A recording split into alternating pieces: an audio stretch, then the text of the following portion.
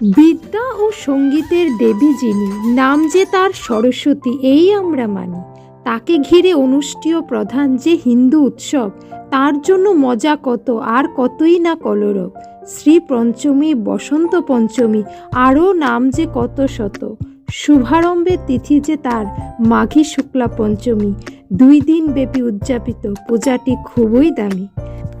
নমস্কার, কেমন আছো সবাই? আমি শিল্পী, আমার একটা নতুন ব্লগে তোমাদের সবাইকে স্বাগত। তো দেখেই সবাই বুঝে গেছো যে আমাদের বাড়িতে সরস্বতী পুজোর আয়োজন চলছে। তো প্রত্যেক বছরই আমাদের বাড়িতে ছোট্ট করে একটা সরস্বতী পুজোর আয়োজন করা হয়। তো গত বছরও তোমাদেরকে দেখিয়েছিলাম, তো এবছরও আমাদের ছোট্ট করে আয়োজনটা তোমাদের কাছে শেয়ার করলাম। তো তো আমাদের পুজোটা হয়েছে রবিবারে, যেদিন আগের দিনের তিথিটা আমরা করেছি। তো ঠাকুরমশাই টাইম দিয়েছে একটাই আসবে। তো সকালবেলা উঠেই তো পুজোর আয়োজনে আমরা সবাই ব্যস্ত হয়ে গেছি। তো মার শরীরটা একটু বেশি ভালো ছিল না, তো আমি আর দিদা মিলে পুজোর কাজটা সম্পূর্ণ করেছি, মাও একটু হেল্প করেছে। পুজোর সব কাজ কমপ্লিট করে আমি চলে আসলাম একটু রেডি হতে। তো ভাবছি কি শাড়ি পরবো, হলুদ শাড়ি পরবো নাকি লাল সাদা পরবো। তো সবাই তো হলুদ লাল সাদা শাড়ি পরে সরস্বতী পুজোতে। তো যদিও বাড়ি থেকে বেরোবো না, বাড়িতেই থাকবো, ঠাকুরমশাই একটু মরে চলে আসবে, তো ভাবলাম যে লাল সাদা শাড়িটাই পরে নিই। যদিও সেটা সম্পূর্ণ লাল সাদা ছিল না, লাইট কালার ছিল, তো ভাবছি সেটাই পরে নিই। তো সাথে ছিল রেড কালারের অর্নামেন্টস।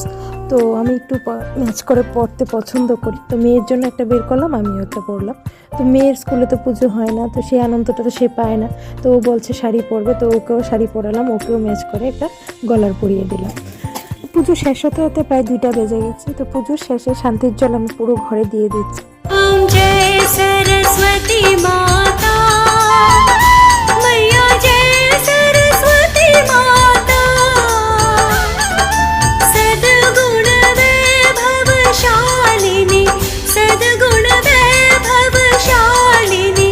তো পুজো শেষ হলো, এখন হচ্ছে প্রসাদ খাওয়ার পালা। তো সবাই মিলে আমরা এখন প্রসাদ নিচ্ছি, তারপর হবে খিচুড়ি প্রসাদ। তো যেটা কিনা স্কুল কলেজ প্রত্যেক জায়গাতেই, ম্যাক্সিমাম জায়গাতেই সরস্বতী পুজোর বিশেষ প্রসাদ সেটা হচ্ছে খিচুড়ি। সেটা আমাদের বাড়িতে হয়েছে খিচুড়ি, সবজি, আলু ভাজি। যতক্ষণে পুজো হচ্ছিল ততক্ষণে মা আর মাসিমণি মিলে সম্পূর্ণ খিচুড়ির আয়োজনটা করে নিয়েছে। আর এই যে এতগুলি সবজির কাটা দেখতে পাচ্ছ, মনে হচ্ছে না কোনো মহিলা বা আমি আর মা মিলে কেটেছি, কিন্তু না, এই সব কিছু কেটেছে আমার শ্বশুর মশাই। তো ইনি খুব ভালো সবজি কাটেন। তো প্রত্যেক দিন শাশুড়ি মাকে আর আমাকে হেল্প করে সবজি কাটাতে, এমনকি মহিলাদের মতনই খুব সুন্দর করে সবজি কাটে। তো অবশ্যই কমেন্ট করে জানাবে যে আমাদের বাড়ি ছোট্ট সরস্বতী পুজোর আয়োজনটা তোমাদের কেমন লাগলো। তো যদি ভালো লাগে প্লিজ একটা লাইক শেয়ার করে দিও। তো ততক্ষণের জন্য টাটা, বাই বাই, দেখা হচ্ছে আবার একটা নতুন ব্লগে।